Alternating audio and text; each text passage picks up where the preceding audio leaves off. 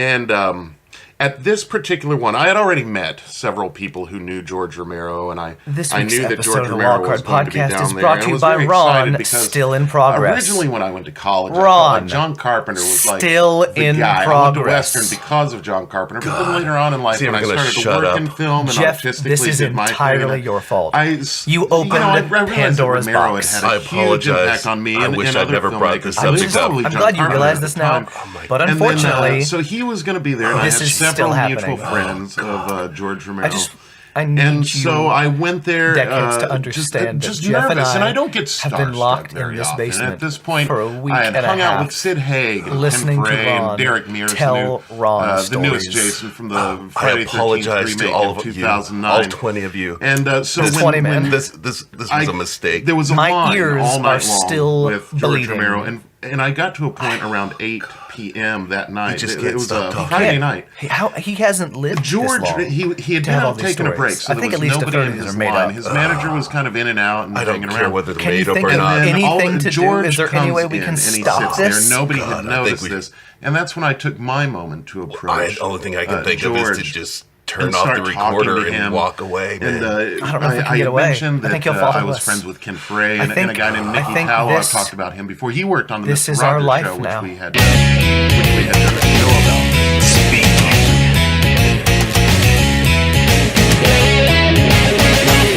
Welcome to the Wild Card Podcast. I'm your host, Jared Eaton, and my co-pilots on this journey to wherever are my good friends Jeff Curtis. Hello. And star of Grave Robbers from Outer Space, Mountain Mafia, Citizen Kane, Psycho 2 Electric Boogaloo, and the documentary, Pork, What Is It Good For? Reaper M. Jones himself, Ron Blair. And I had finally had my Oh God, he's still going! Oh God! I talked to him for a little while. Well, while you're talking, Ron, why don't you tell our listeners what this podcast is all about? This podcast is about fighting evil in every form, in every way, in every corner across the world. Wherever there is evil, the wild card will be there to stop it. I like that. Yeah. And in terms Finally. of something accurate. in terms of something the podcast can be about, I'm okay with us Right. being about that and not Right. like insulting our fans. Do we get to start wearing capes? Yeah, we can wear capes all the time. Start. You guys aren't wearing capes right now? And we're about murder. Wait a second. Murdering people Wait a who second. don't deserve it. Who don't deserve murder? What, I guess. Okay. I guess that's So that that's is everybody? evil, isn't Yeah. it? Well, not everybody. Some people deserve murder so they can live. No, so they can die, so that we wait. can live. Some people deserve murder so we can live. Yeah, but you said think that's that makes about any murdering sense people at all. who don't deserve it. Man, it just got really convoluted, didn't it? Yeah. I don't know what this Wildcard podcast is about. It's been exploring loops in time. That's right. So, it's something I kind of want to talk about. So, how have your guys' weeks been? What have you guys been up to? Because none of us are in a show, right? Well, I mean, I'm kind of involved in a show, but I'm not in it. Well, I'm chauffeuring a child around who goes to the both show of that you, both you're... of you have so children that are in the Susan show I'm involved in. But she's sleeping till noon, 1, 2 Wow. o'clock. Right, yeah. Caleb It's does like the I same don't thing. see her. He sleeps till Hardly 1. at all. Yesterday, he slept till 3. I've never done that in my life. I don't know. I have. I've never slept. Stayed up till 8 and slept I've till never 4. slept past noon. Oh, I have. yeah. No, I'm bad about it. But, Or I used to be. I it's can't 'cause sleep past your 9 guys' now. lives I've are more been doing exciting than mine. rewrites on Heroicas. That's what Oh, I've been nice. Well, that's the thing. We've got cool. we're going to do a practice film running up for the 48-hour Oh, film yeah, that's festival coming at up the soon. end of July. So next weekend, Very cool. I had to over the past course of this week, we kind of had to produce and let everybody know that it was coming. And then Wednesday we had a board meeting, and then we went back to producing and developing. And then I had to develop a script, which I developed Friday night. What genre wrote did you pick for yesterday. this one? Well, I didn't 'Cause I pick know a genre. We just okay. went with an idea that we have. Okay. Because the this way is the for the film practice festival run. works is they give you 2 genres to choose between. Is that right? Yeah, well, choose between or integrate That's with right. one another. But for this one, we know that the writing has always been consistent. We have our method with that. What we want to do is just try out the new, not even the new team, just the team. Yeah. Because there's kind of a newer production structure here. Yeah. Well, Austin Carell's not involved anymore. Is that correct? Well, Austin. This is Austin's last year, so he's still doing this year. Good. He's teaching Mackenzie and Jake how to produce, how to EP what we do, so that Rick and I can focus strictly on just directing it and getting the vision out there. So we don't have to worry about whether catering's taken care, or not catering, but craft service is taken care of, and It's kind of what whether I do for gaffing the is taken care Susical. of. Yeah. All the other things so that Carol and Kelsey and Aaron can focus on what happens on stage. Right. This is stuff that Rick and I had been doing for 20 years almost. Just he and I doing the lion's share of the executive producing, and then when it comes time, To film, it's he and I trying to run everything and making sure everybody's also doing what they're still supposed to doing the do. film. And so we don't want to do that anymore. Yeah, that's reasonable. Austin was really taking a lot of that, and now that he's going off, we need somebody to take their place. So Jake and Mackenzie, they're great. Yeah. And we have a more clear structure of what the production team is. So we're gonna try that that out delegation next- is an important next part of weekend. leadership. Yeah, exactly. Well, best of luck with that. Thank you. And the heroic history writes. I performed a wedding yesterday. Oh, fun. Yeah, we all stayed busy. Yeah, I rehearsal dinner Friday night and performed a wedding, and man, I don't get stage fright. Right. I don't get stage fright. Like, I've been doing theater long enough, and I was a pastor for long enough that I don't get stage fright. I was really nervous putting it together. Once I was at the church and performance mode kicks in, I was fine. But it was like when I was typing this up, I'm like, is this shit? I'm not sure. I'm not. I don't think it is. Like, I think it's quality, but I didn't have anyone to like bounce ideas off of. Right. And, like, we'd kind of like, I helped them pick out vows and like helped them write those, and I helped them write the their consent and the welcome and all these different things that I kind of wrote for them and made sure they were happy with, and then I put a message together. And when I'm putting a message together for a wedding, I don't want it to be too preachy, but I don't want it to be fluff either. Right. So I was trying to find a balance in there. So I kind of focused on what love is and what love should be. Talking about how, like, when I teach in a high school, I'll see all these kids who love their significant other so much, and then a week later they're loving someone else. Yeah. Or they'll say, like, I love you to a person, and they'll say, I love Taco Bell. And, and I'm sure they feel strongly about Taco Bell, but, like, is it the same thing? It's the eros of youth. Well, exactly. Once I went into, literally, the Greek words for love and how there's different words for love in the Greek language. Eros and agape. I read. And Did you phileo. quote Foreigner? Actually, I know what love is. No, I quoted Boston. I quoted Boston. Nice. I said the great philosopher Boston. More love than a is feeling. more than a feeling. Yes, there you go. So, and that got a laugh. So as long as I'm getting a couple laughs here and there while I'm giving that's some the important theology, thing. I felt good about it. I was I still want so to know what love is. glad. Do you want us to show you? Yes. Well, please. when this is over, we'll Here's $5. we'll knock that out. There you go. Just put it on my dresser next Tuesday. Doing a wedding, I usually, unless somebody that I'm acquainted with, not so much deep friends with, if I'm acquainted with them, they're like, we're going to do a wedding, then I'll write something down. Otherwise, if I have really close friends come to me and they're like, we're going to get married, I go, I'll sign the paper. Yeah. They go, do you want to say a few words? No. I will sign the paper. You guys are married. There you go. Have fun. That's it. I don't want to do a big ceremony unless the couples call for it. If they want one, we'll give one to them. You've got a license to... How many weddings have you performed? For the, weddings performed or certificates signed? You can do both. I've performed. I think I've only done two. Yeah, two weddings, and then a fake wedding was my for second. the guy who played the hitchhiker in Texas Chainsaw Massacre. Him and his girlfriend. It was a sketch, really. Yeah. But I helped write it That's fun. and did that. Yeah, it was the entire living cast of Texas Chainsaw Massacre were bridesmaids and grooms and all that. Wow. Yeah, it was really neat. That's really cool. But and I got the gig because I am ordained through the Universal Life Church. Just takes registration on the internet. Mine's National Christian Church. Yeah, is that the same? It just takes really essentially, nothing. Yeah. I mean, here's the thing: like, I was a minister, and I could have gotten ordained, but when I was asked to perform a wedding, I hadn't been a minister for a couple of years, and I didn't feel right going back and like, all right, hey, do this to me now. Yeah, so I'm like, I'll just, I have the experience in a church, but I didn't get ordained because I was going down that path and realized I want to be a teacher instead. Yeah. Well, I thought I was hot shit because I had this are. ordination and all that, but it turns out in the state of Kentucky, anybody can marry anybody. It's true. You don't even need the certificate. Nobody's checking on it. No one looked at mine. Jeff could marry a couple of folks. Yeah. I signed and I let them know the organization, but no one's going to verify it. Nope. Nope, they don't even look at that But stuff. So anybody can marry anyone. The wedding ceremony is beautiful. Gary and Sarah were a great couple. Gary, you did Gary a favor. My cousin Gary, and guess Gary. what Gary's dad's name is? Gary. It's Gary. Gary. So that's why I've always felt comfortable using that name because I have family named Gary, whom I love very much. But it's just that name. It's just that name. But Gary and Sarah were a great couple. I'm glad the sermon went well. I'm so glad congratulations, it's over. Gary and Sarah. You'll never listen to this, but I'm so glad it's over because it's a relief after that day. It's so much weight off my shoulders. Now I don't have to do that. So we've gotten what this podcast is all about. And as we say every week, this podcast is all about us. Yeah, specifically of Ron. course it is. Specifically Ron. But just kind of an out there question, not connected to anything we've talked about, but just something I'm thinking of. Favorite board games? Oh man, I love Clue. You want to play Professor Plum? I don't play. Yeah, I do want to play. I don't play board games usually Because anymore, it's like, I don't want to do that. I've always wanted to, but I've never had people who also wanted to play board games. Like, I always wanted to as a kid, and no one else wanted to play. Then when I was a kid, I played a lot. My dad and I played a lot. So, like, what were some together. of the ones your go-tos? He and I played Stay Alive a lot. I'm not familiar with that one. Oh, it's cool. It's a little grid with marbles on it, and then you have levers that it's hard to explain. There are holes. Okay. Throughout this board, and you've got little levers, and you pull them, and it either exposes a hole or doesn't expose a hole. And it's a strategy game where you have marbles. So is it like Jenga, where each person pulls a move at a time? And yeah, well, you take a move at a time. You're trying to sink the other person's marbles, is what it is, and then the person with the last marble wins. Yeah. You're dropping their balls. You're dropping their balls into the game. Yes, that was a favorite of ours. I used to take board games like Mousetrap, or there was. I never played it, but I used to love building it. Well, I played it once, and I was like, "This sucks. Let's just play it," because that's all anybody ever does. Yeah. With the Mousetrap, I had a game called Which is Which was really cool because it came in a.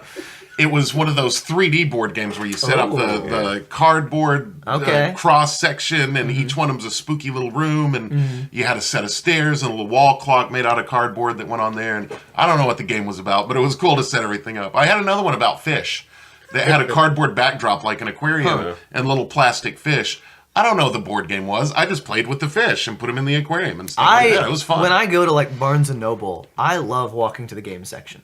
And I will almost never, I enjoy looking at them. I will almost never buy them because I live by myself. Like, who am I playing these games with? Right. But like, I just am fascinated by the stories and like how interesting they seem. One thing I've gotten into recently was I love escape rooms. Yeah, which that's is like your thing right now. a 3-dimensional room board game essentially. Where you're playing with other people cooperatively.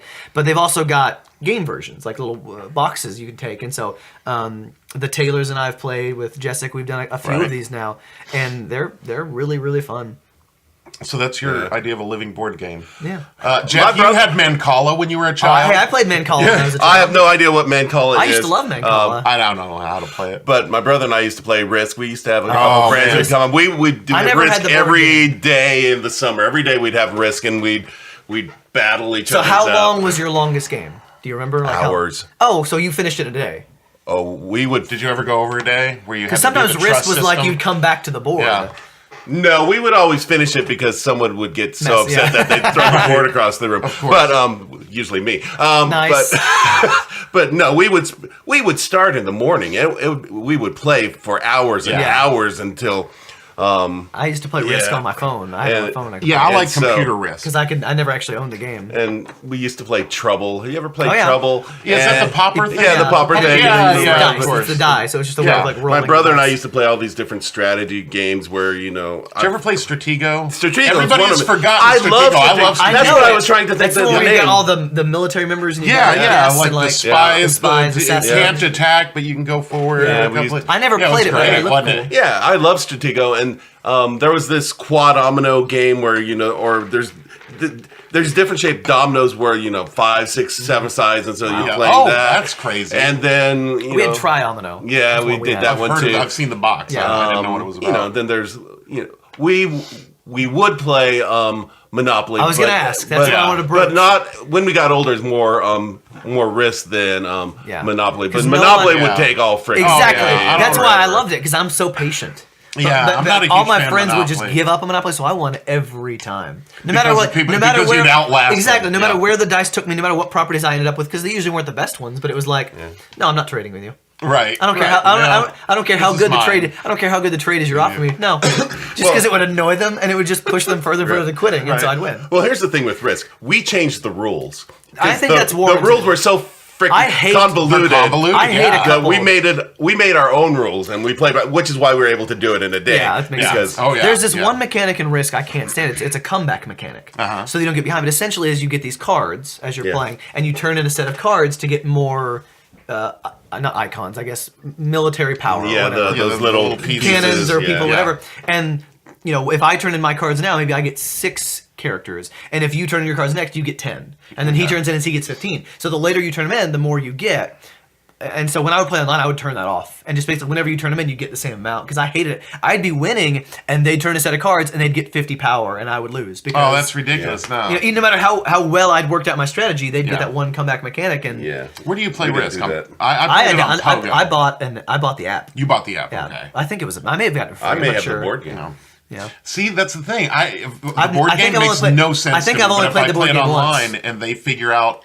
The board game's more fun because you elaborate can see details. everything and you've got these. It's physical. You can feel the pieces. And I get that. Yeah. No, I would love the board game. It's just like I said, I never had people I played it with, so I played against computer opponents. Right. Yeah. Now, there's one I played as a kid that I've never heard of anyone else playing. Yeah. And it was one of my favorites, but I feel like you guys would both enjoy it. It's called Masterpiece. I've heard of Masterpiece. Okay. I've seen the box. So it is but I a don't know what it is at circular all. game board Yeah. where you just go in a circle, but it's an art auction game. So each person has money. Okay. And then someone will land on a certain space, and it will say like art auction or whatever. Yeah. And so you'll pull out a card, and it's an actual piece of art. You'd recognize, like, I think one of them's, is it Ladyhawk, Nighthawk, something like that. It's a black, almost black painting with people at a bar. Like, it's a famous painting. Nighthawks. Nighthawks, yeah. Yeah. And so like they're paintings you recognize. So they put the piece out there, and it goes up for bid. So after you pull out the art piece, you pull out a card that's the value of the piece. Okay. But no one sees it. So you're bidding on this piece of art, and you have no idea what it's worth. So I may bid 1,000, you may bid 2,000, Jeff gets it for 5,000.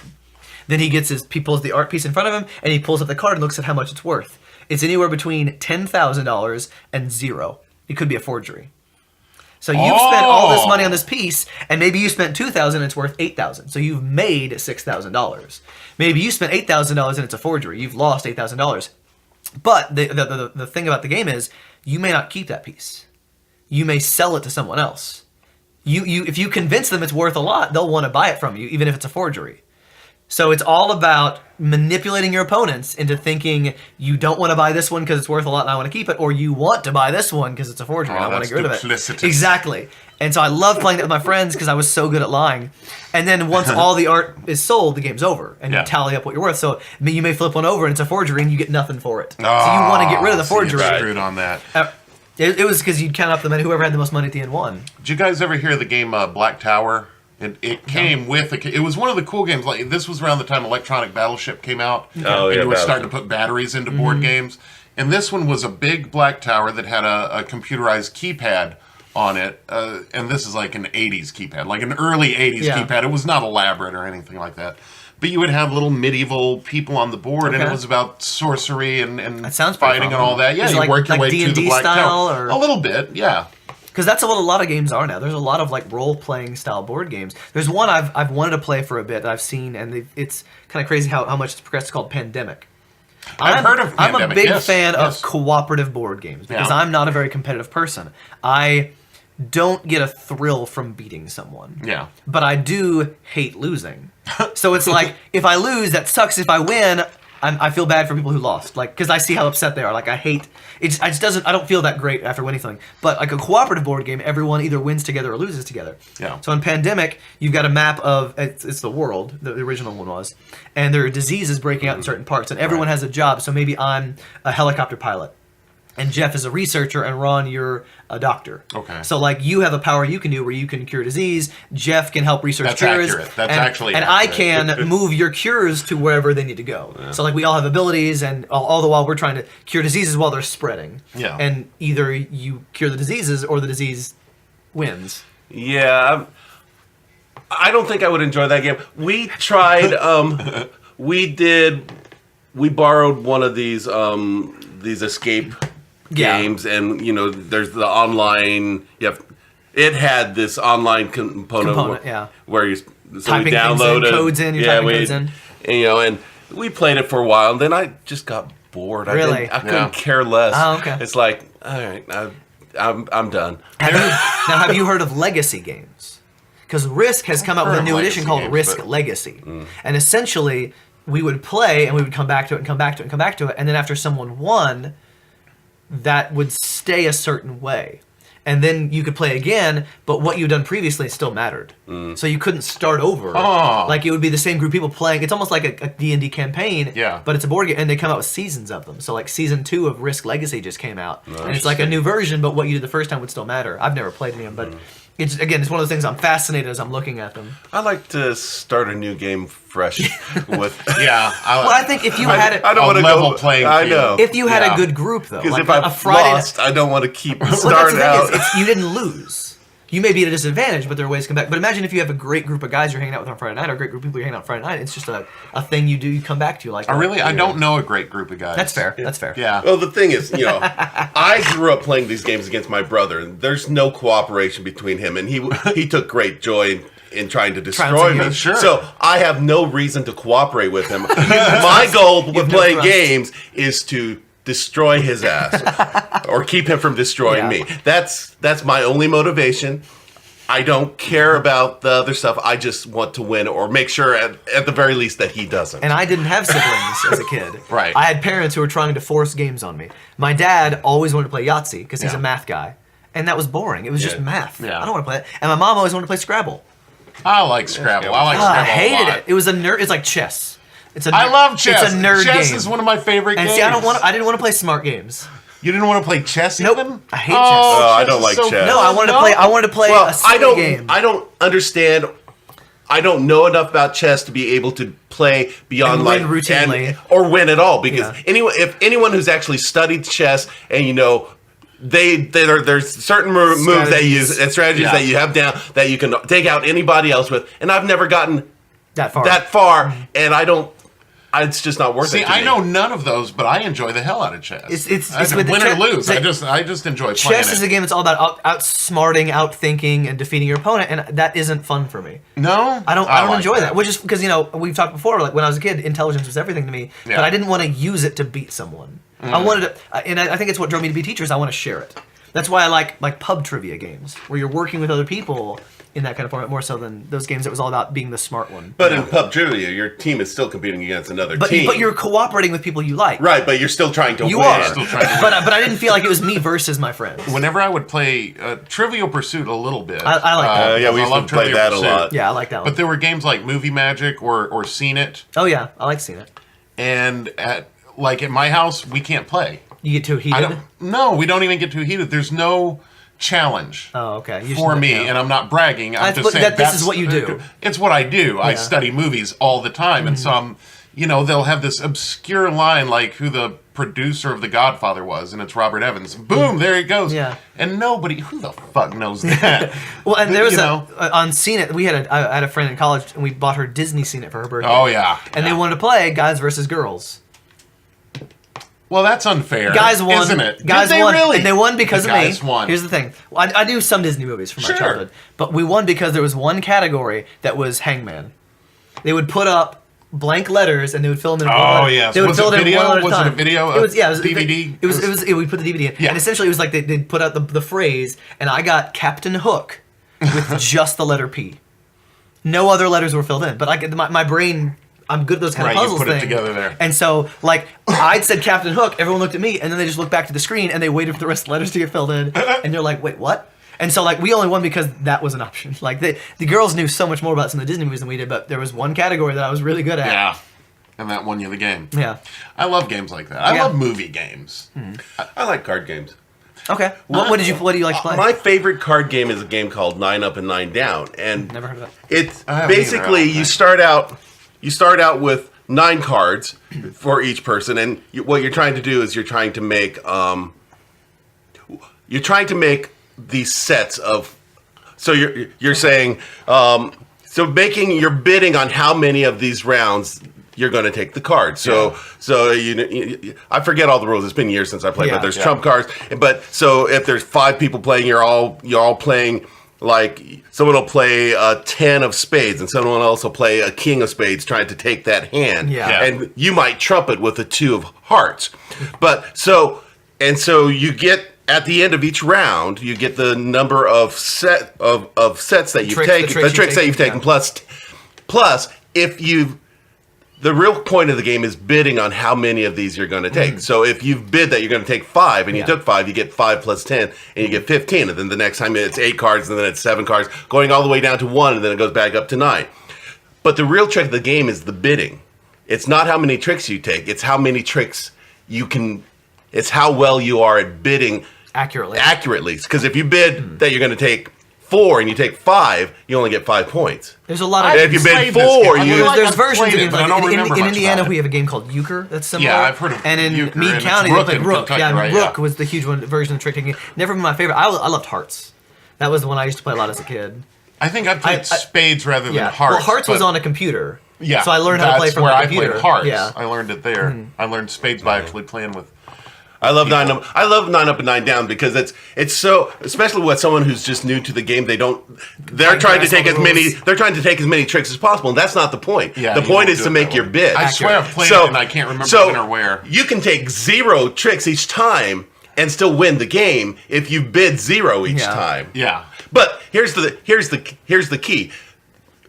When all the bids are in, because you take turns, dealing the cards, and whoever deals is the last person to bid. And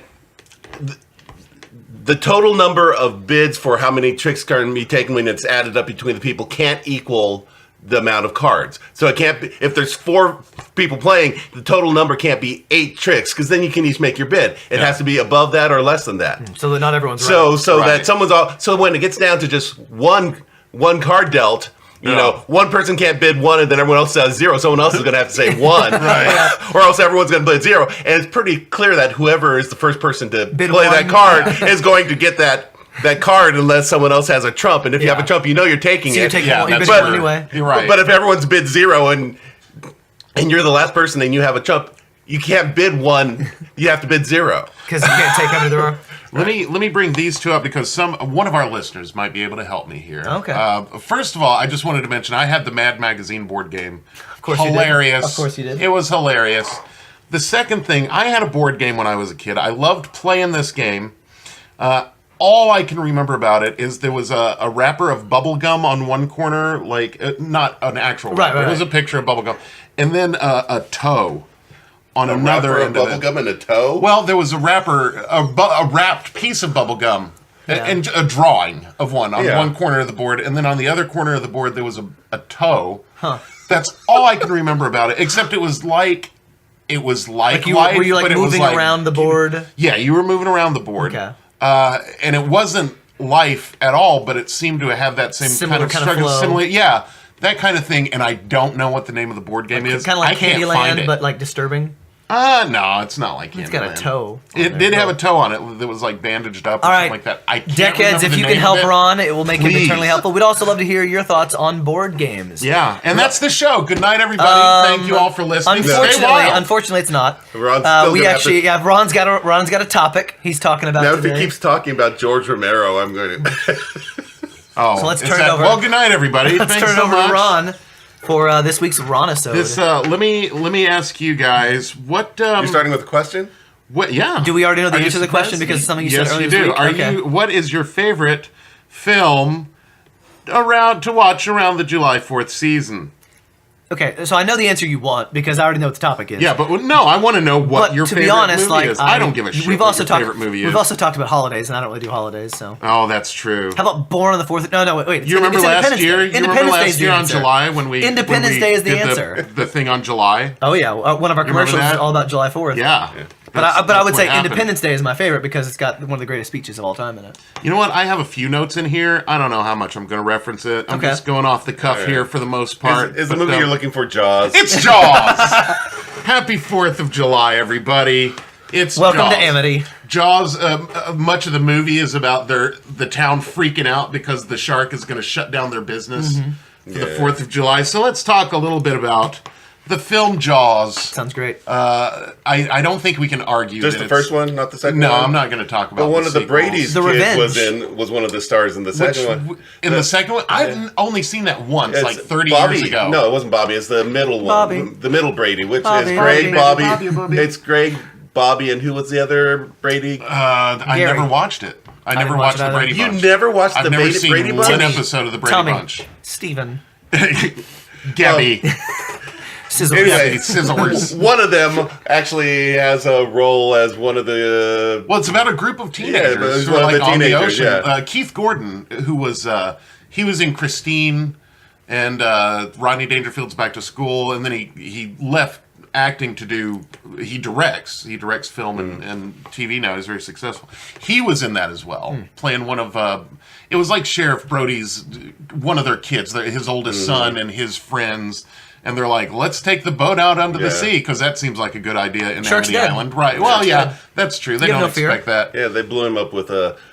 That was great. Come on, that was great. And you just gave away the ending. You spoiled the ending of my If anybody who hasn't seen this movie is listening spoiler to this... alert, everybody. It is a nearly perfect movie. Jaws dies. Well, that's one statement that I was going to make. You can look at... There are very few perfect films in the world. Psycho is one of them, as we've talked about, and Jaws is almost a perfect film. And I know from listening to a lot of podcasts and watching a lot of documentaries and that, there are a lot of filmmakers who Jaws is one of the first movies they saw and fell in love with, not just the movie, but movie making because of that. Yeah. They still will turn to that as one of their inspirations and one of the ones they think of as a perfect film. I can't remember whether it was Carl Gottlieb who helped write Jaws. He did one of the final polishes, or whether it was Richard Zanuck or David Brown.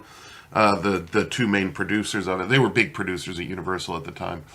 They wrote a book that has now become like a Bible to directors on how to make a film. And it was pretty much the making of Jaws is this book, It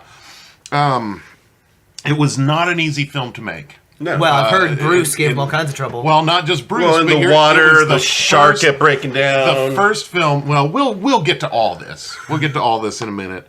But what had happened is Richard Zanuck and David Brown, they had done The Sting in the early 70s, which got a lot of great acclaim. The Sting with Robert Shaw, by the way, who was in that. As was he in... Jaws. James Bond. He was in From Russia with Love. Robert Redford's in it too. He played Robert Redford was asked to play, or was in consideration to play one of the characters in Jaws as well. And there were a lot of people that turned these roles down. Casting, and you were stuck with Roy Scheider, Richard Dreyfuss, and Robert Shaw. Find me a better cast. You know, and they were far from the first people chosen for each of those roles. But find me a better cast than those three guys for that film. You know, anyway, these guys... these three guys right here. Well, okay. Who would we be? I'd be Quint. There's no way I wouldn't be Quint. I'd be Robert Shaw. That's me. Oh, okay. I'd be Roy Schneider. You'd be Roy Scheider, and you'd be Richard Dreyfuss. Yeah. He would have to be Richard Dreyfuss, Well, because Quint needles people all the time, and, you know, let's face it. That's me. You all know me. Know how I earn a living. David Brown had come across a copy of the novel Jaws, written by Peter Benchley. It was Peter Benchley's first novel, by the way. He didn't expect it to do anything. It's a book about a fish. It's almost, if you've ever read the book, it's almost a soap opera fish-ploitation kind of thing. Over there in the corner. I think the book's over on my shelf. Have you read it? Yeah, I read it. Did you enjoy it? I don't remember. I read it as a teenager. It's awful. It's a horrible fucking book. It's terrible. And Peter Benchley is one of my favorites. I've read other books of his that I enjoyed very much. Not Jaws. Jaws is dumb. So David Brown's wife, Helen Gurley Brown, was the big... Yeah, she was the big lady at Cosmo. I don't remember whether she founded Cosmopolitan magazine, but she was the editor-in-chief. She was like the publisher of that. And of course, when Jaws went to the bestseller section... Actually, I think they ended up getting a hold of it before... it came out. Nope, never mind. That was The Godfather. So she had. I often confuse Jaws and The Godfather. I know, right? It was so around similar. the same time. It was only 2 or 3 years later. Loan sharks, am I right? That's right. The mob and sharks. So the editor gave a detailed description of the plot in Cosmopolitan magazine and made the comment, "It might make a good movie." Of course, David Brown, being married to Helen Gurley Brown, that's a bit of an understatement. Right. But then again, if it had gone to a different group of filmmakers, it might not have been a great movie. If it had stayed with these, if the cards hadn't fallen as they did, it might have been garbage. Film. Because at the time, you had movies like Airport 77 and The Poseidon Adventure, Towering Inferno, all these escape horror movies. I don't want to call them garbage movies. They're not garbage movies. I love all those movies.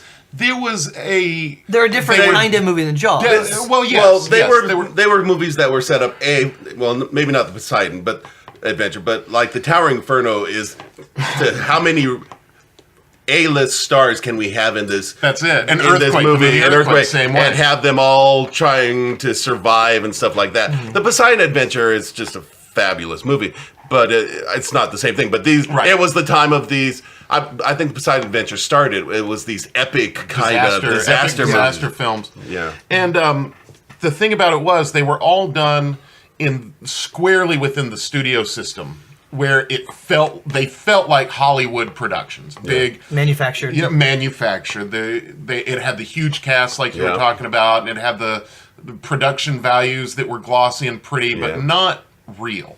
Just glossy and pretty is the way we're looking at it. Although I'd say Poseidon Adventure is a little more gritty than the other ones that we had mentioned. It's a little darker, I think. Well, than that. the Towering Inferno is pretty freaking gritty and yeah, but it's shiny and glossy. That's my point. True. The production value is really pretty there.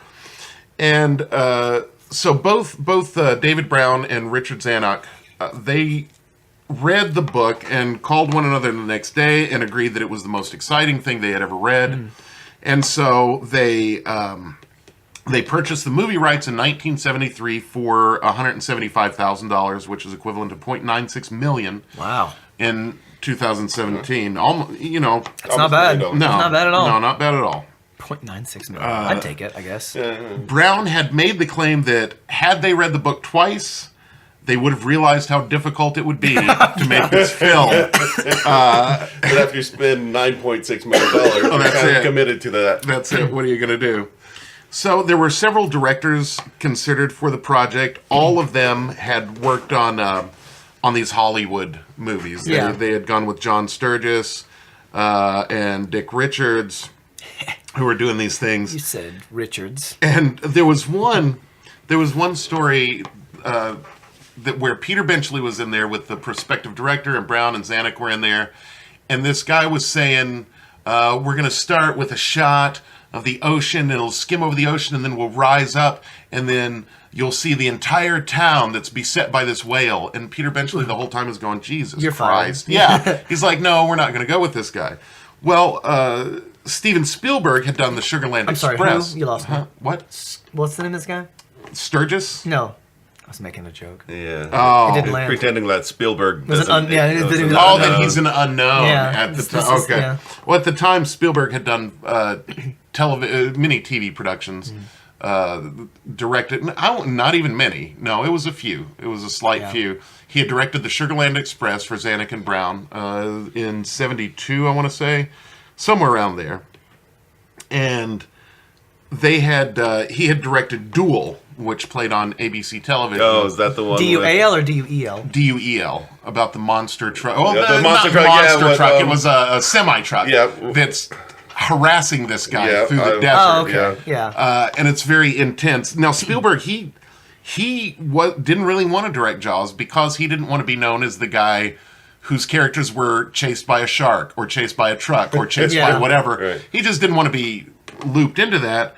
But he was also 26 or so. And if they offer you money, you take it. That's the thing. That's why I taught in Meade County for 5 years. They offered me money. I'm like, where? Okay.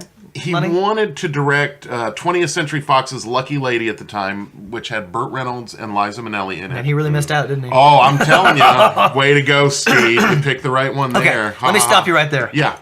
Aaron Taylor shared a video with me this week. Yeah. Of a Jay Leno interview with Burt Reynolds and Marc Summers. Wait, who's Marc Summers? So Marc Summers is a host of... I knew him from Nickelodeon when I was a kid. He hosted a TV show called Family Double Dare. Okay. He also was the voice and host of Unwrapped on Food Network for a while. Yeah. So Marc Summers was being interviewed by Jay Leno, and he had his back to Burt Reynolds. And Burt Reynolds called him out for it on the interview. Oh, shit. And it got contentious. Well, Burt Reynolds is... Aaron explained to me that this is about around the time Burt Reynolds had gone through his divorce. Yeah. And Marc Summers kind of called him out for that. And called him out for, like, at least I'm still doing things. Like, it got heated to the point where Burt Reynolds slapped the water out of Marc Summers' hand. Holy shit. And then Marc Summers dumped water on him. And, like, they didn't, like, punch each other. Yeah. But it got pretty heated. Like, there was, like, a towel that was thrown down. And, like, I think at one point Burt Reynolds pushed Marc Summers. By the end, they were hugging and, like, talking to each other and, like, trying to make it look like it had just been a bit and everything was fine. I was so uncomfortable watching it. It was like a 7-minute interview, and it was Jay Leno obviously was like, I can't. There's nothing I can do. Right. There's no control over it. Ugh. Oof. I'm uncomfortable remembering the video I'd watched. I'll share it with you guys later. Adrienne Barbeau dated Burt Reynolds for a while when he was with Connie Francis, like at the end of his relationship with Connie Francis. And she is not kind with the things she says to Burt. And apparently Burt was not the best guy to work with or know or be around at all at any point in history ever. I have very little context. I don't know a lot of Burt Reynolds stuff, but I saw the interview and man, it didn't look like he was trying to be antagonistic. Right. He was just like he felt disrespected. But well, how do you demand that respect from? When you're right. Well, had he been interviewed first and then he was still sitting on the couch and then he was, and so that's what I'm saying. He would move down a spot on the couch. So then, if the guy's turning to talk to Jay how's Leno, how's their back to not supposed to be to Burt Reynolds? Yeah, Burt's not the star I guess of the show. his expectation was he'd be a little more open and turning back and forth between the two of them because he's Burt Reynolds and But Mark Summers just got excited and was talking to Jay Leno about how he had gotten his start and being OCD and Sure. Man, it got ugly. And back to your story. And so the Sugarland Express. We're talking Sugarland about. Express, right, with Goldie Hawn, which actually. We were talking about the other film that won. Steven Spielberg almost directed with Burt Reynolds. Right, which isn't important at all. But the fact that he almost had done that instead of doing Jaws is that's the thing. It was almost not Steven Spielberg. Yeah. And here's the thing: Steven Spielberg, they went through a few different writers. John Milius was one of them. After Peter Benchley had written the script. Peter Benchley knew how to write a novel, but more than anything, he knew how to write articles, just nonfiction articles about sea life and something that's going to be filmed. Yeah, right. And so even if you've written a novel, it's different from the film. There were many subplots in there, like Mrs.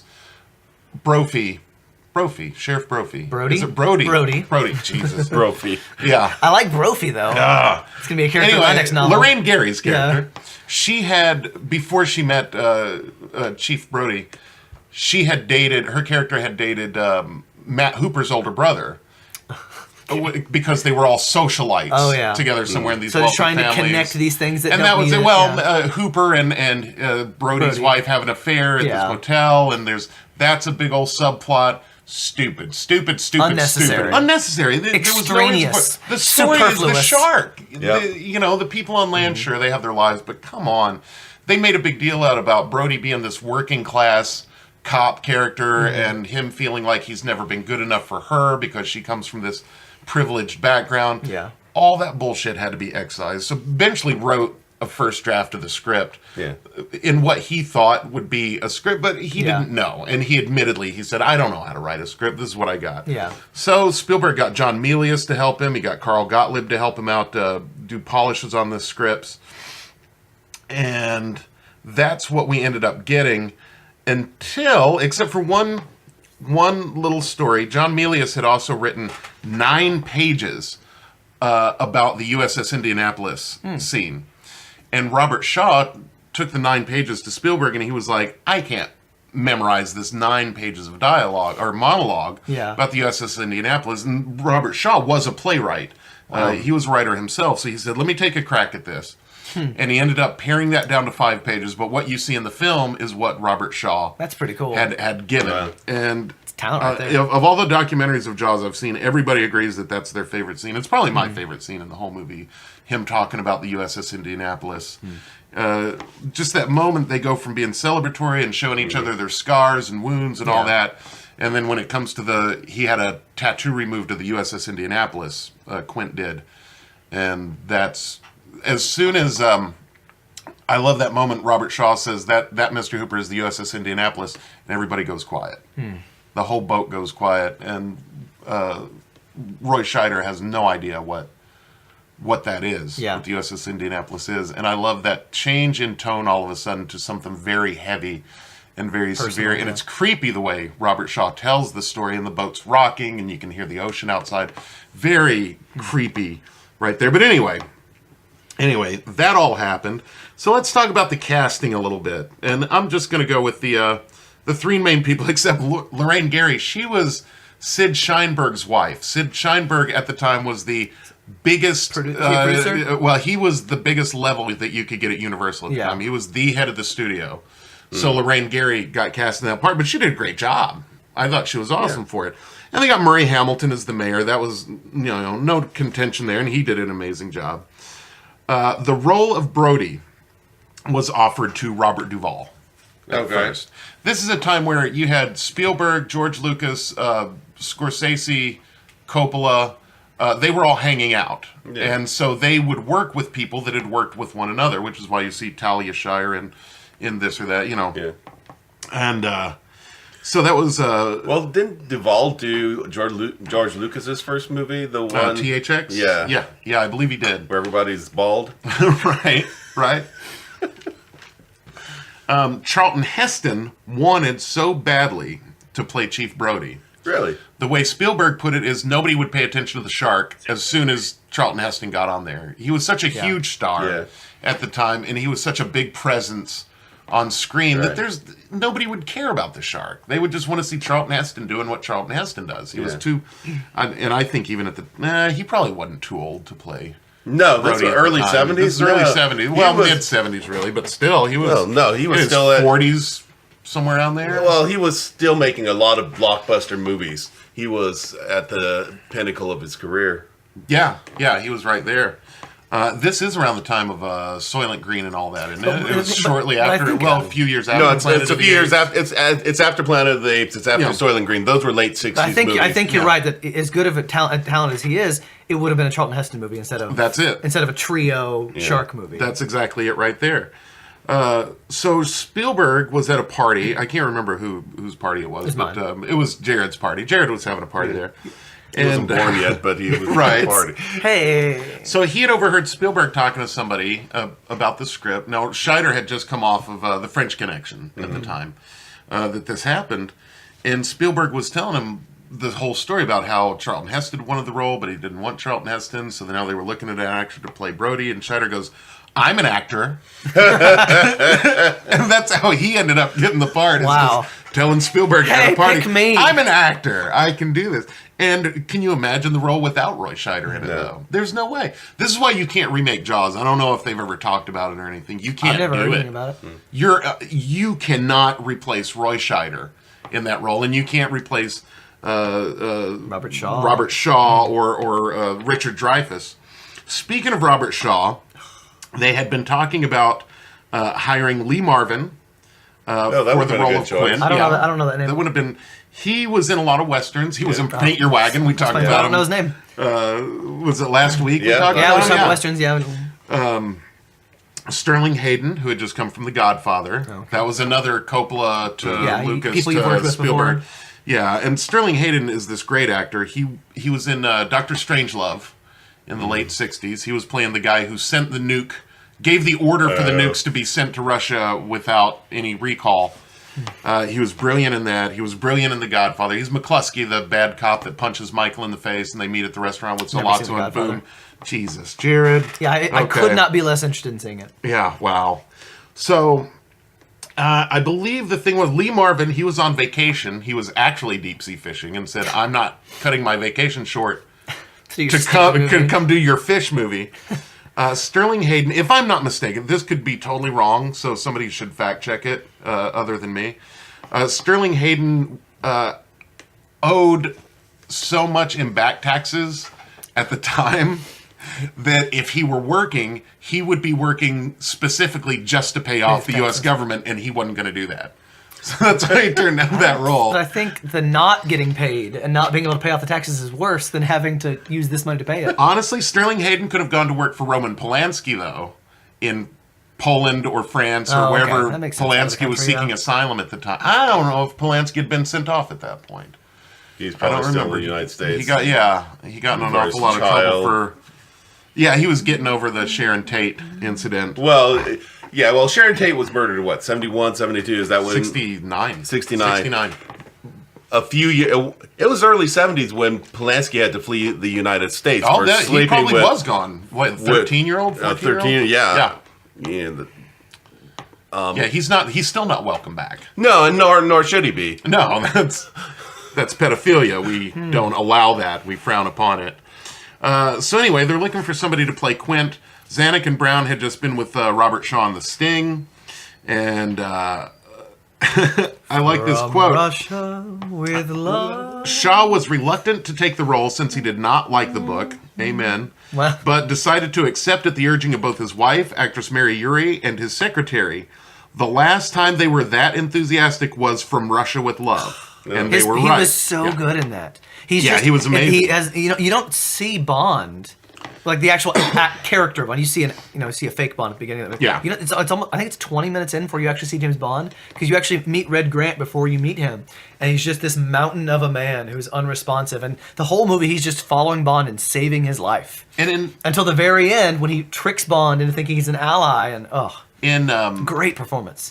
What I've heard in documentaries is that Robert Shaw was an enormous guy, but I don't think he looks enormous in Jaws. Well, you look at what physical fitness and shape was in the 60s. That's true. A barrel chest. Exactly. And all that. That's what he was. True. He was just, he had pecs. He was a big fella. Had a barrel chest, and he looked like he could handle himself. Well, somebody that was on the set, there are documentaries, I don't remember who said what sometimes, but this one lady was talking about Robert Shaw being this ridiculously handsome guy, this incredibly good-looking guy, and then he would get into costume for Quint and makeup, and it was Quint. It was this scraggly... He's what you would think of when you think of a sailor that's just done. This drunken sailor guy. He was only 5'10". Well, man, he passed away at 51 too. So for the role of Hooper, Spielberg wanted John Voight. Okay. The other ones considered for it were Timothy Bottoms, Joel Grey, and Jeff Bridges. Jeff Bridges? Jeff Bridges, yeah, because he just came off the Last Picture Show with Peter Bogdanovich. Had a good career going at the time. He was a young guy. Actually, Timothy Bottoms was Jeff Bridges' co-star in the Last Picture Show, which is an excellent film. But George Lucas says, get Ricky Dreyfuss to do it. Oh, Ricky. Yeah, that's exactly what they said. Oh, Ricky Dreyfuss, who had just been in American Graffiti. He had been in Canada doing the apprenticeship of Duddy Kravitz. And so Richard Dreyfuss told Spielberg no, he didn't want to do Jaws. I can't remember the reason. He just said he didn't want to do it, and he went up to Canada to watch the premiere of The Apprenticeship of Duddy Kravitz, and he hated himself so much in the movie that he called Spielberg the next day and begged him to let him be in Jaws because he thought, this is going to ruin my career. Duddy Kravitz is going to end my career, so I need to get work before that gets actually released. Wow. Before nobody wants to hire me anymore. When I think Richard Dreyfuss, my mind goes to Mr. Holland's Opus. I've never seen that one. Really? That's a good one. I've heard it's really good. But he's done so many great movies before that. That's I mean, younger. I don't know him from as much, but... Annie... Is it Annie Hall that he's in, or... No, it's not Annie Hall. It's who are we talking about? Richard Dreyfuss. Where's the one? The Goodbye Girl. The Goodbye Girl. Yeah, excellent movie. God damn, I love that movie. That's with Marcia Mason. It's written by Neil Simon. Oh, I could do an episode on that one too. It's a great movie. It's so much fun. Yeah. Richard Dreyfuss he gets sublet an apartment in New York from an actor friend of his. The actor friend of him didn't tell his former girlfriend that he had sublet the apartment. He just split, leaving her a note on the mantle.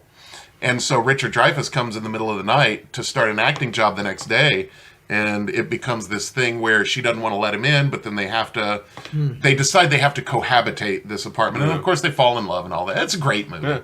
Anyway, so now that that's done. We haven't got the sharks yet. So I know. Now that the casting is done, well, the shark doesn't come until the last 5 minutes of the podcast.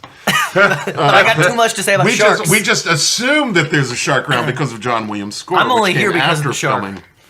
Well, here we go. I'll let you get to it. I'll just rush through this part right here. It was a bitch to shoot it. It was the first movie that was ever too much because it's shot. Well, I don't have much. It is an important part of the process in terms of I only know about the shark being awful to work with and like deadly and yeah. Well, I don't know how deadly it was, but it was. Well, it could have been. I mean, it didn't kill anybody. It was the size of a shark. They got the same guy that made the octopus or the squid from 20,000 Leagues Under the Sea to make the mechanical shark, Bruce, named after Spielberg's lawyer. So I am interested in the filming of the water and why that was so difficult. And well, first of all, it was the first time they had ever tried filming anything actually on the ocean. Everything else was usually in Hollywood and those big tanks, with their tanks, like the Ten Commandment pool that they had. So these guys were actually out on Martha's Vineyard.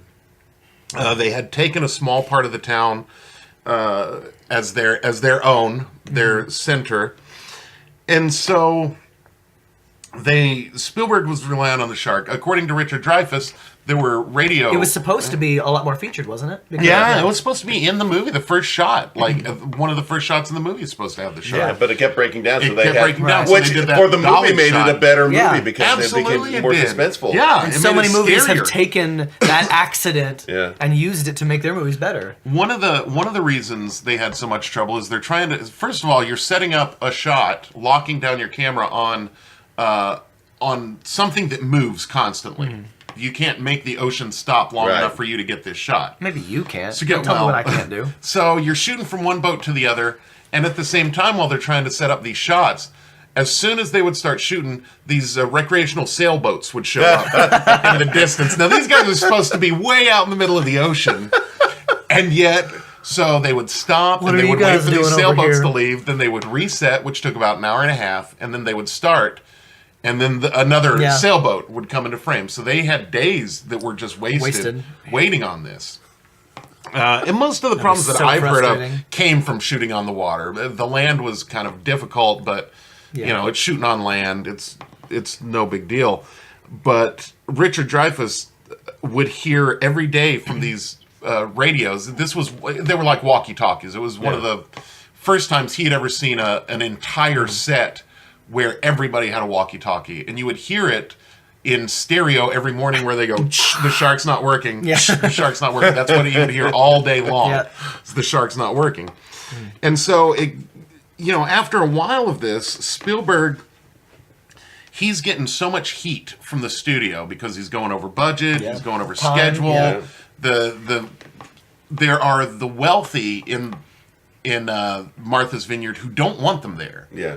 The businesses who rely on that, they loved it because they're spending $100 and some thousand per day in the local economy, but it's the wealthy people who don't need the film's money who felt like they were being invaded.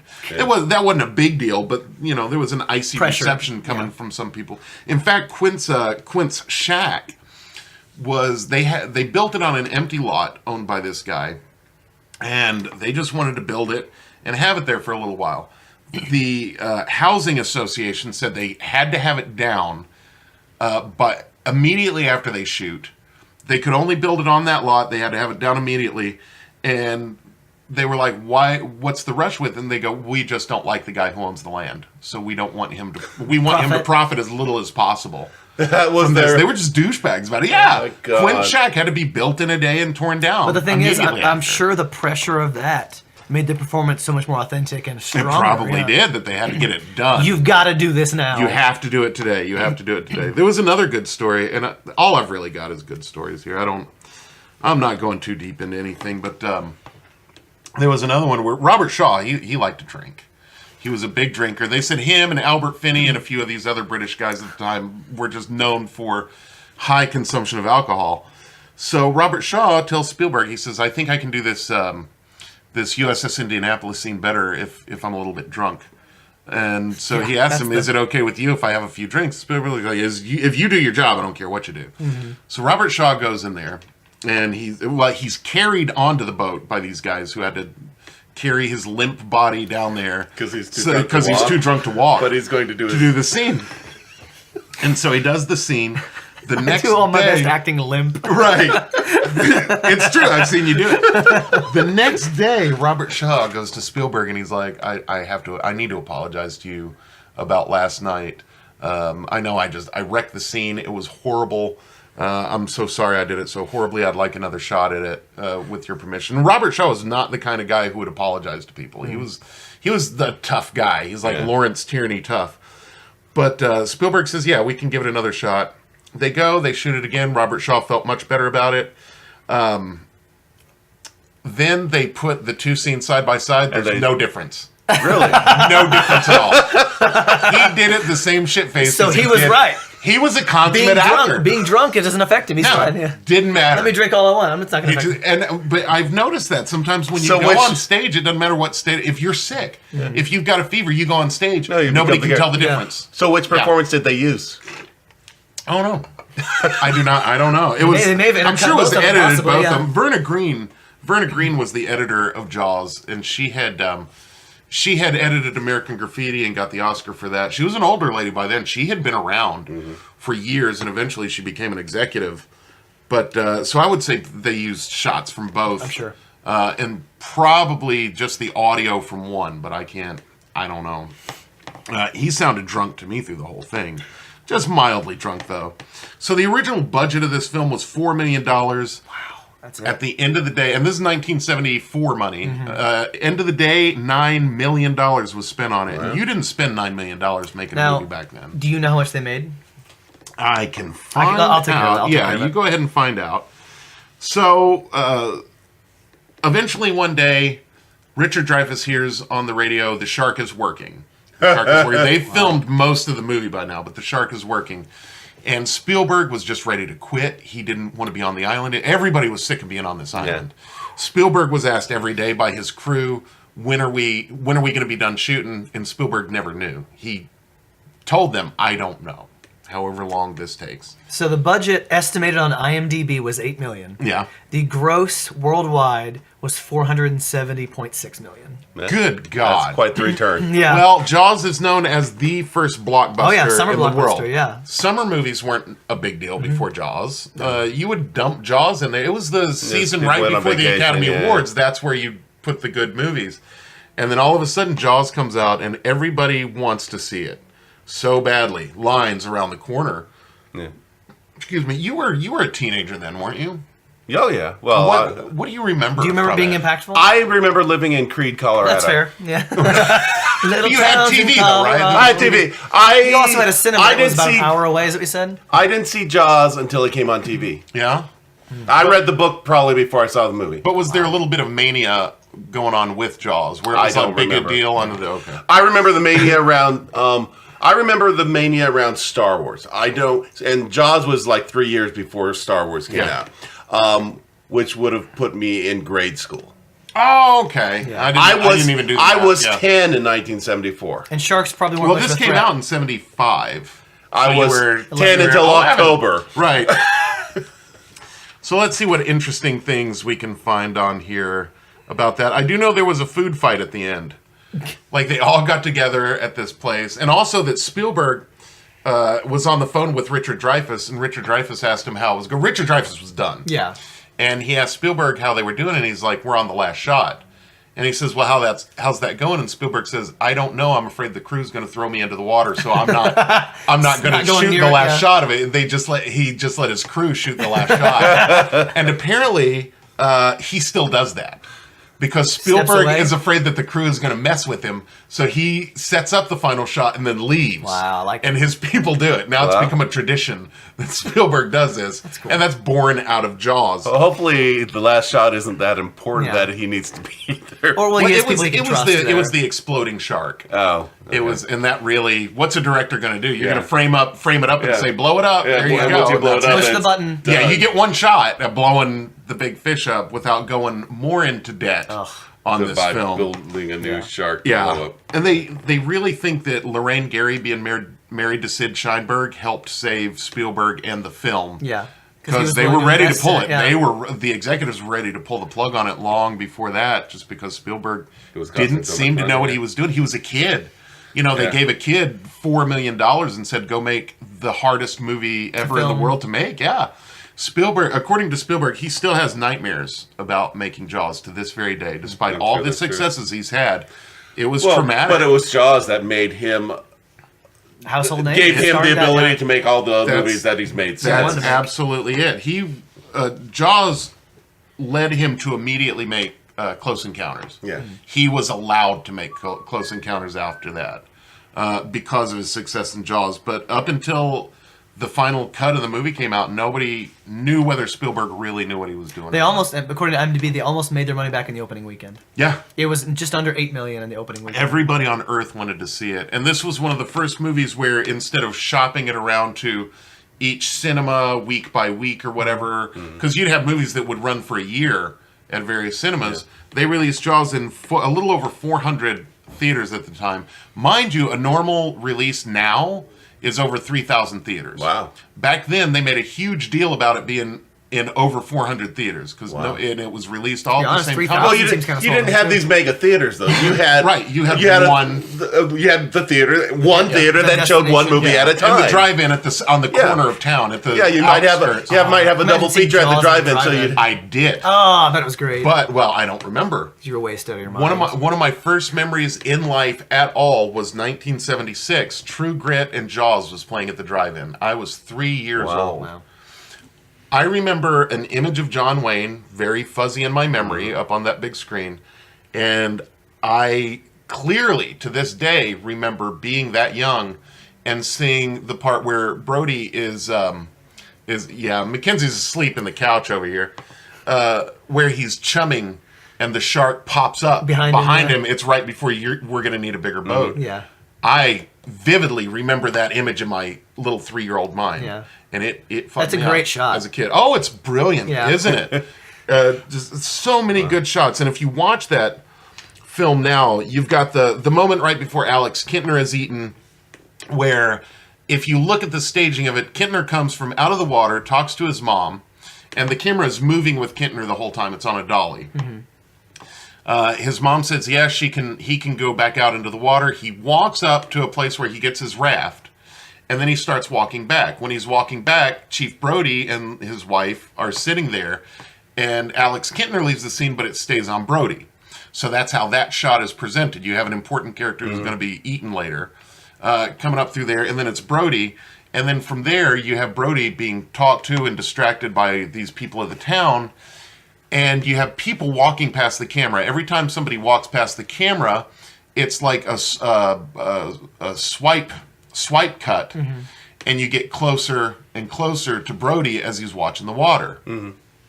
And then, of course, you have this the amazing shot where when Alex Kintner does go down, you get this rack focus shot, and that's where you take the dolly. This is where it looks like the background and the person being shot, the subject, are moving apart from one another. It's very surreal, and that's done by putting a dolly in front of that person, and then as you push in, you pull the focus back. And so it gives that illusion of the depth. The spatial depth right there. So I don't remember where I was going. Brilliantly shot. When was John Williams brought in to do the score? Was he the first choice, or did? Yeah, he was absolutely the first choice for it. What had he done before Jaws? Oh, he'd done lots of stuff. He had done great. Right off the top of my head, what was the Lost in Space? He had done Lost in Space. Because I feel like all the iconic John Williams scores are about after that time, in terms of what I know from him. Let's see, and he did win the Oscar for this movie. Let's see, I've got him looked up right here. John Williams before Jaws. Of course, he was known for doing Star Wars, Close Encounters. Yeah, that was after Jaws. No, that's all after. That's all after. After that, right there. Let's see, film and television scoring. His first few things. And it's not an actual list. I would have to read this, so I'm sorry for being unprepared. It's okay. There you go, Jared. I'm going to interject because I knew Ron had given a hint ahead. this week, and it was not very subtle. Right. And so I knew this was going to be. This is about Jaws. I'm not going to be prepared. And so here's what I wanted to talk about: shark attacks. Yeah, let's talk about this for a minute. We know that. Well, let me finish this up. Jaws it made billions of dollars throughout the world, and it had a lasting impact. It had many sequels, video games. There's a movie coming out this year called The Meg. Oh yeah, and honestly, I'm really excited about it. I don't know that it's going to be great. I'm not a big Jason Statham fan. I love Jason Statham, but it's got quite a few. It looks like I don't know. It looks like it's got potential. I'm not promising it's going to be great. But what is it? It's a giant shark. It's just a giant shark. Spin-off. It's a megalodon. A megalodon has survived in the depths, and there's this undersea station. It gets attacked, and it looks scary. It's got a good ensemble cast. It looks like. Holy shit! Hold on, I had no idea about this. Okay. Williams' prominence grew thanks to his work for now film producer Irwin Allen's disaster films, including The Towering Inferno, The Poseidon Adventure, Earthquake, which we all just mentioned. Yeah, I didn't know that he had. Did you know that? Yeah. So, every year, around 80 unprovoked shark attacks are reported. Okay. It's rare. Yeah. But people are still terrified of it. Where is it? I heard my statistics. Yeah. Between 1958 and 2016, there were 2,785 confirmed unprovoked shark attacks around the world. Yes. Around which 439 were fatal. Right. It's about 16%.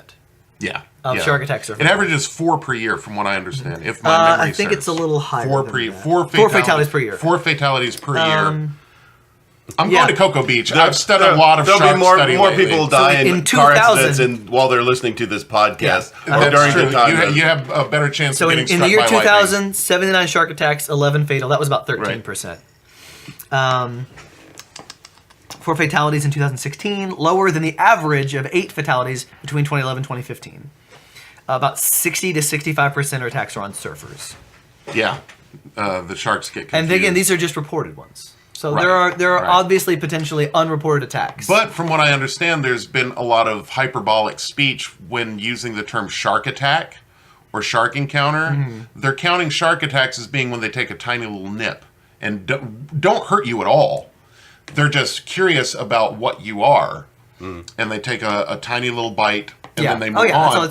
And they're counting those as shark attacks, but that's not. There's no stitches. It's not violence. It's just like we're checking. It's a tiny cut that you'd get off a seashell. So which country do you think has the majority of shark attacks? The United States. It's the United States. In New Smyrna Beach, Australia has the highest number of fatal shark attacks. Yeah, the great whites are really thick down in Australia. But yeah, in Florida, Hawaii, California, Texas, and Carolinas, there are quite a few shark attacks. Basically, in the United States, we average about 16 shark attacks per year with a fatality every other year. Yeah. So not something that I would be that afraid of. Well, it sounds terrifying until you put into the ratio of how many people swim in the ocean per year in these places. I also looked up. Minimal. This is interesting to me. I don't know if you guys will care or not. The 10 best places to swim with sharks. Oh wait, was I right about New Smyrna though? This is not to get attacked by a shark. Okay, this is to swim and where are you gonna swim? Beautiful. So the Maldives, I don't care. Fiji, I'll probably never go there. There's 2 different places in the Bahamas. Wait a minute, I'm not going to swim with sharks in Fiji. Mexico, those are tiger sharks. Guadalupe, Mexico. Wilmington, North Carolina, not too far away. Yeah, not too far. It's right up the Atlantic Papoose coast. was torpedoed by a German submarine in 1942, and its wreckage has been below water. On a daily basis, 5 to 10 sand tiger sharks can be seen hanging around the ship. I don't want that. Tiger Beach, the Bahamas. Here's my favorite picture, though. Costa Rica, the Cocos Islands. Oh, that's horrifying. I've seen that right there. Hammerheads. Look at that. A field of hammerheads. Wow. But do hammerheads actually attack people? They can.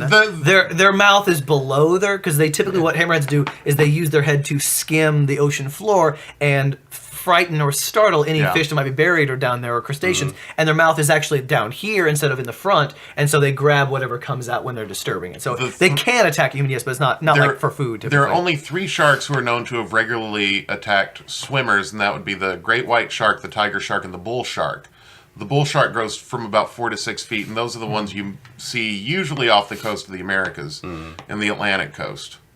The Cocos Islands. I've done a lot of research about sharks since deciding to go back to Florida. That place in Costa Rica, the Cocos Islands. Yeah, it's where Jurassic Park was filmed.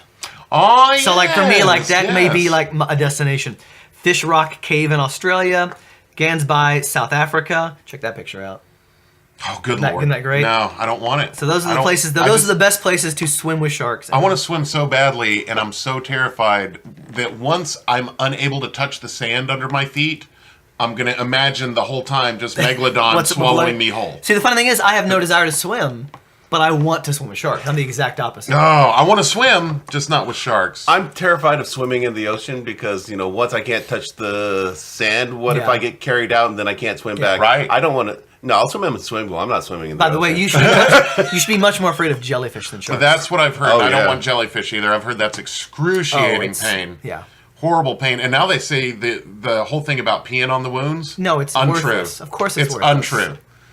But Peter Benchley wrote that it was true, so I thought it was true. It's not, and then I'd heard it. It's vinegar, right? You put vinegar on water's fine too. Yeah. You're just trying to get tentacles off. Well, that's what it is. They say when the urine will actually release more venom into the system. It's also just being peed on by someone for no benefit. I'll get peed on if there's a benefit. There's no benefit. But there's no benefit. Yeah. Like if it were saving my life, great. I'd be fine there. Yeah, but there's no benefit to it. Water or vinegar. And I would tell someone that if they got stung by a jellyfish right after I peed on them, I would tell them there's no benefit. That did you no good. I feel better about it now. Yeah. As we come to a close here, Jaws, great movie.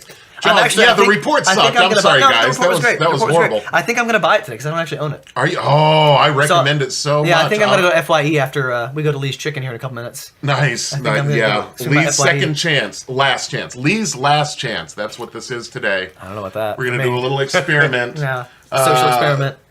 Cocoa Beach in 27 days, fellas. Congratulations, 27 days. Wow. Fantastic. Everything is paid for except for gas, food, tolls, and parking, which do cost quite a bit, but still. Have a great time. Everything's paid for. I'm so excited about going. Come see Seussical, the musical. Yeah. The Hardin County Performing Arts Center. Oh my God, did you see the clip with my son? I went, holy shit.